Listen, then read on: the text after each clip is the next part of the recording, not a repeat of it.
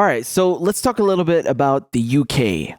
You guys know that I'm half Syrian. I also happen to be half English, even though it doesn't sound like it, but I am. Last night, they had the first debates of this election cycle. Okay, so the Prime Minister, Boris Johnson, who's with the Tories or the Conservatives, he was debating against Jeremy Corbyn, who leads the Labour Party. Okay, and what they did during the debates, what the Conservatives did during the debates is frankly quite astounding. They renamed their Twitter account to Fact Check UK to make it look like they're an independent fact-checking service. And they started spewing a bunch of propaganda to try to knock down Jeremy Corbyn. I mean, this is frankly unbelievable. You know, these Eton schoolboys, they got together and did this. Smashing ad, boy. Good show what you've done on the Twitters. Rather dastardly indeed. Now, I'll get into the election and what's happening right now in general, but let's just take a look at this first, okay? While he was answering questions on integrity, your own Conservative press office, just let me finish my question, was pretending to be a fact-check service. Let's just have a look at the Twitter feed for that debate that you put out. This is the Conservative press office pretending to be a fact-check service, and you've renamed yourself with a credibility tick, Fact Check UK. You were misleading the public. You were trying to coat your propaganda as hardened fact. The Twitter handle of the CCHQ press office remained CCHQ Press, so it's clear the nature of the site. And the reason we did that is because we were calling out the inaccuracies, the lies that were coming out during the debate. The NHS is not for sale. It has never been for sale. It will never be for sale. You were misleading the public. I disagree. Why would you have to change it to something that said fact check if people believed you when you just put CCHQ?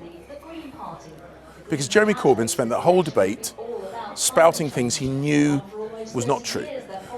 The Prime Minister has set out a deal, negotiated with the EU, that will get us out by the 31st of January. I just want to go back to this issue because you seem to be diverting me away from it. Whose idea was that fact check? Please tell us. The reason that Jeremy Corbyn...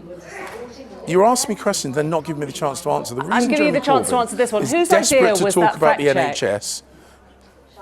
It would have been our digital. It would have been our digital. Did you know about it? The point is, the reason the NHS You're the chairman. Did you know about it? To have a row about the NHS is because it hides the fact they have a vacuum with their Brexit policy, and we were calling that out. And that is completely legitimate to highlight the inaccuracies that they're intentionally pumping into the public domain. So you knew about this. It's completely legitimate, and you backed it. Did you okay it? Did you know about this?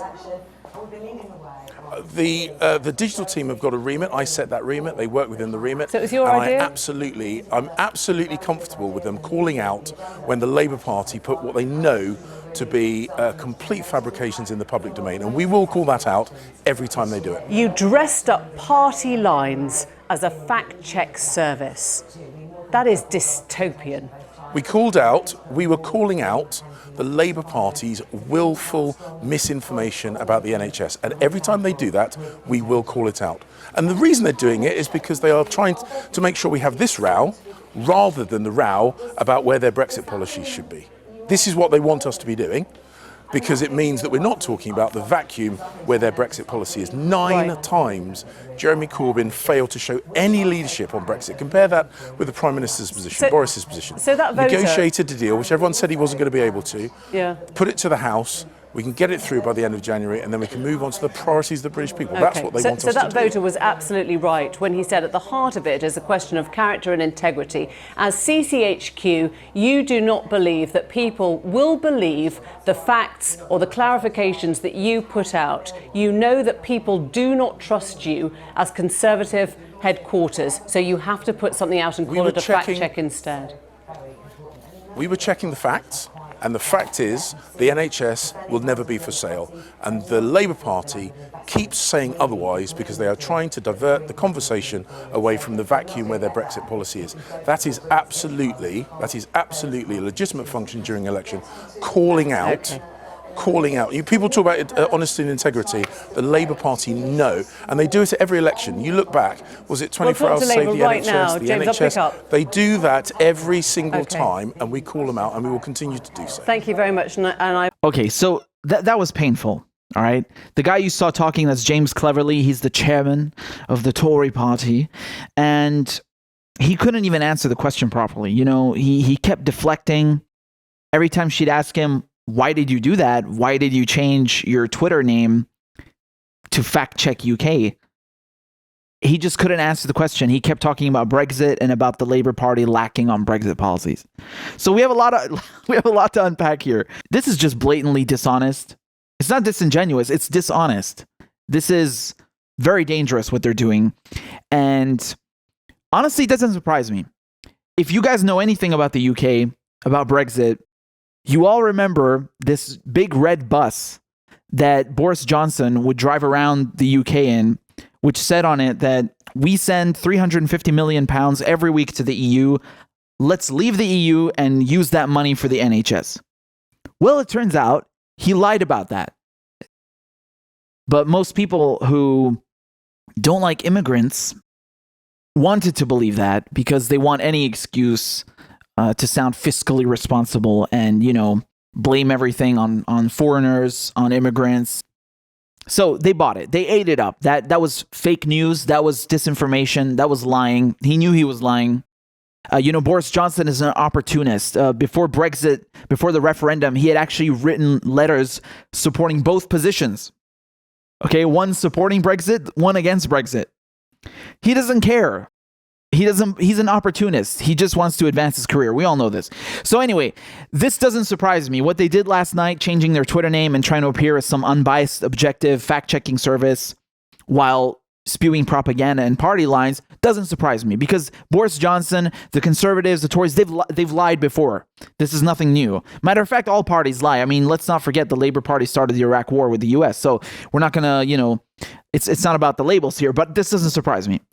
And if you guys watched the debates yesterday, they had a question about honesty, about integrity. And Boris Johnson couldn't even answer that, which was really embarrassing. I'm not going to lie to you. Those debates, they were painful. Okay. It wasn't as long as the US ones. It was about 50 minutes, about an hour, but it was quite boring. And, even though Corbyn has the better policies, he has the better positions, I hate to say it, man, but he doesn't always come across as the most convincing or persuasive candidate, which is a little bit of a problem, as we've seen with Bernie Sanders too.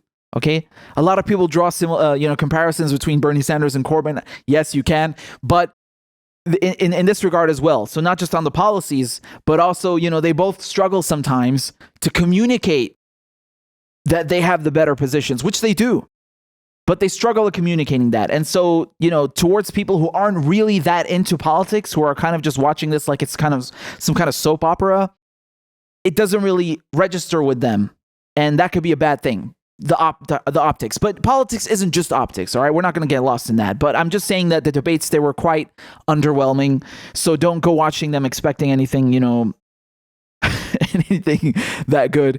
But yeah, tonight we have the US debates with 10 candidates, which now that's too much, and it's a soundbite frenzy. It's not the same format. In the UK, they kind of let them speak a bit more. They don't run that many ads. It's not the same thing. But I will admit, the host, the debate moderator, I felt that she was biased towards the Conservatives. She would let Boris Johnson speak all the time.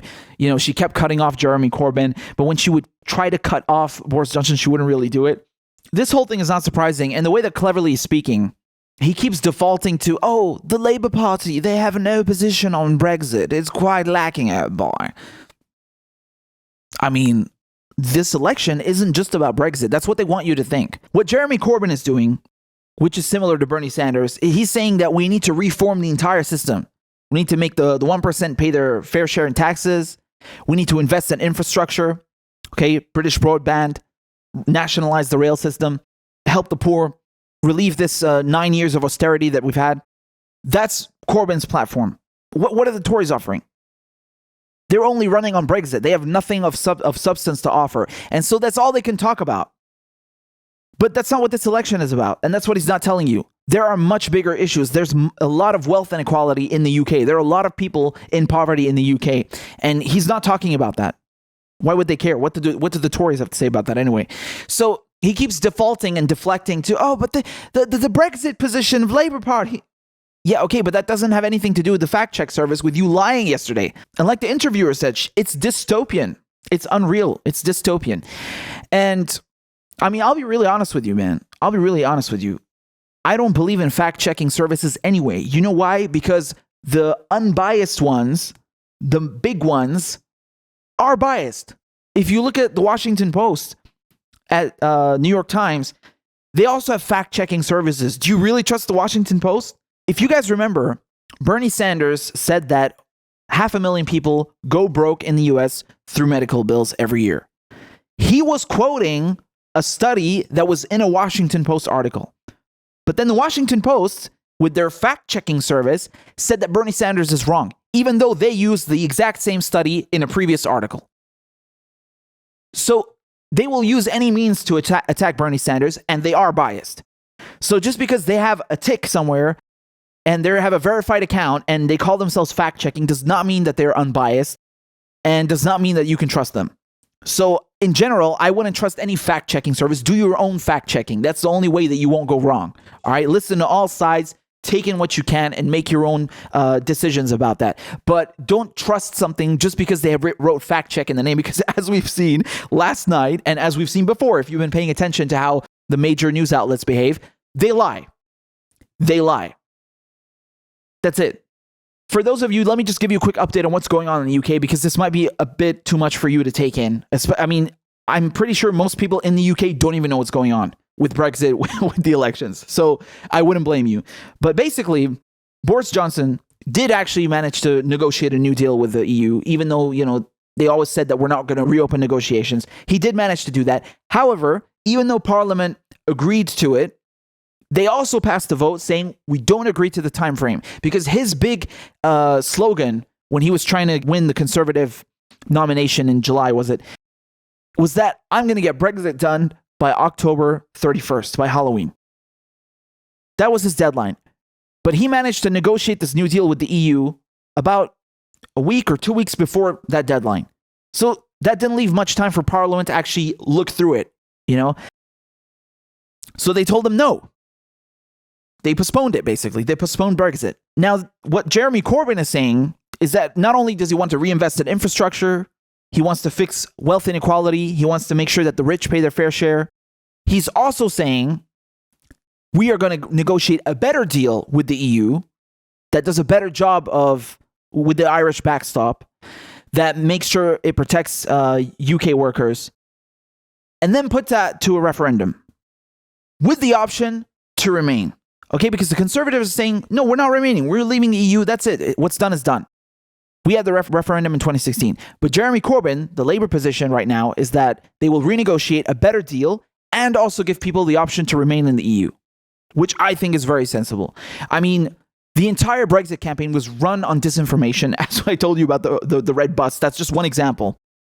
They also spent more money than they were allowed to legally on campaign ads in the run-up in the final 24 hours. So again, tons of fraud, tons of election fraud, tons of disingenuous behavior that they're not telling you about. I honestly think that most people, when they voted for Brexit, didn't actually know what they were voting for. Now, yes, it was handled terribly by the government, sure. But people still to this day, I don't think they understand the EU, its institutions, the history of this continent, that, wow, it's actually nice. All these countries aren't bombing the shit out of each other anymore and actually working in one cohesive unit.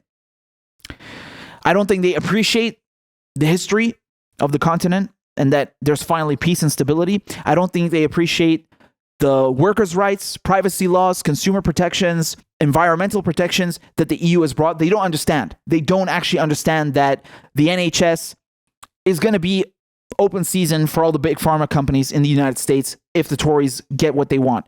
Because Donald Trump has said this himself. He said this on camera, almost word for word, that if there is a free trade agreement with the UK, of course the NHS is on the table.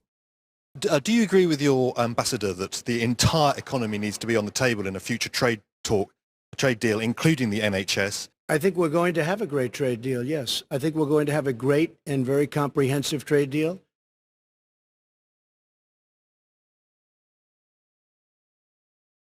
I can't hear him. It's still a national health service. There's just the national health service on the table. Look, I think everything with a trade deal is on the table. When you're dealing in trade, everything's on the table. So NHS or anything else, or a lot more than that. But everything will be on the table, absolutely.